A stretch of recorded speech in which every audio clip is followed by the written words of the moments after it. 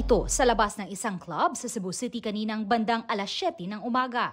Sa video, makikitang may kumprontasyon hanggang dumating ang isang kotseng asul. Muntik nitong masagasaan ang isang lalaki na napag-alamang Amerikano.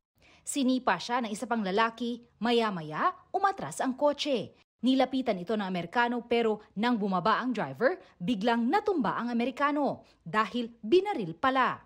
Kita pa ang driver na may hawak na baril saka tumakas. Nakuha sa crime scene ang ginamit na baril at bala.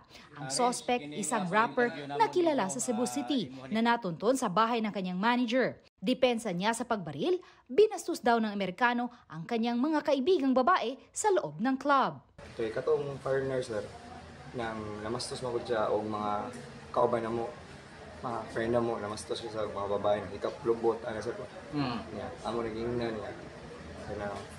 Kanang ayaw tayo paginana niya, di mo siya patuo sir niya, gibastos na niya mong mga ubang kauban nga ubay niya. Mao to sir, nambastos siya.